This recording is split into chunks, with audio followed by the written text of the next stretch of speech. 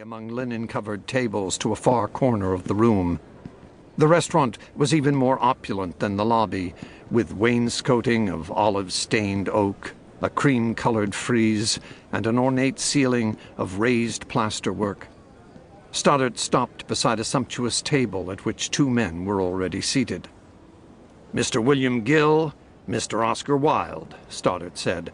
"Allow me to introduce Dr. A. Conan Doyle." Gill, whom Doyle recognized as a well-known Irish MP, stood and bowed with good-humored gravitas. A heavy gold Albert watch chain swayed across his ample waistcoat. Wilde, who was in the midst of taking a glass of wine, dabbed at his rather full lips with a damask napkin and motioned Conan Doyle toward the empty chair beside him. "Mr. Wilde was just entertaining us with the story of a tea party he attended this afternoon," Stoddart said as they took their seats. "At Lady Featherstone's," Wilde said. "She was recently widowed, poor dear. Her hair has gone quite gold from grief." "Oscar," Gill said with a laugh, "you really are wicked, talking about a lady in such a manner." Wilde waved his hand dismissively. "My lady would thank me. There is only one thing in the world worse than being talked about, and that is not being talked about." He spoke rapidly in a low-mannered voice. Doyle examined Wilde with a covert look.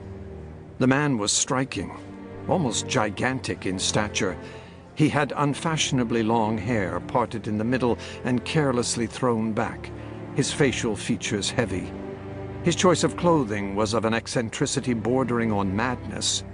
He wore a suit of black velvet that fitted tightly to his large frame, the sleeves embroidered in flowery designs and puffed at the shoulders.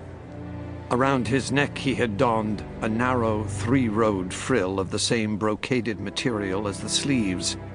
He had the sartorial audacity to sport knee breeches, equally tight-fitting with stockings of black silk and slippers with grosgrain bows. A boutonniere of an immense white orchid drooped pendulously from his fawn-colored vest, looking as if it might dribble nectar at any moment. Heavy gold rings glittered on the fingers of his indolent hands.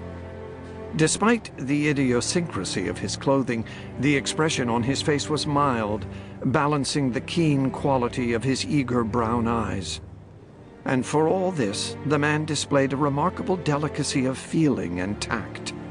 He spoke in a curious precision of statement with a unique trick of small gestures to illustrate his meaning. "You're most kind to be treating us out like this, Stoddart," Wilde was saying. "At the Langham, no less. I'd have been left to my own devices otherwise. It's not that I want for supper money, of course. It is only people who pay their bills who lack money, you see, and I never pay mine."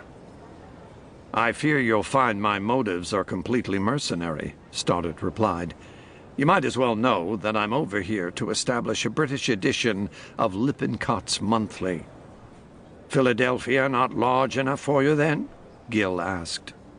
Stoddart chuckled, then looked at Wilde and Doyle in turn.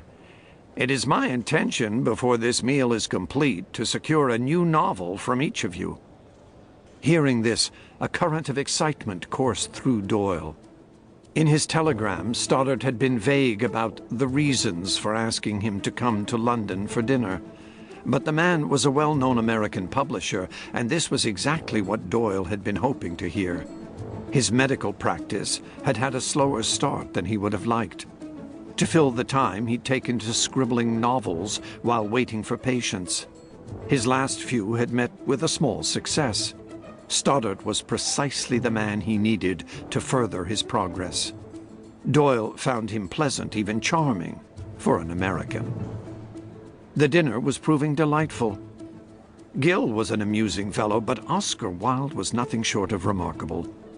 Doyle was captivated by the graceful wave of his hands, the languid expression that became quite animated when he delivered his peculiar anecdotes or amusing bon mots. It was almost magical, Doyle considered, that thanks to modern technology, he'd been transported in a few short hours from a sleepy seacoast town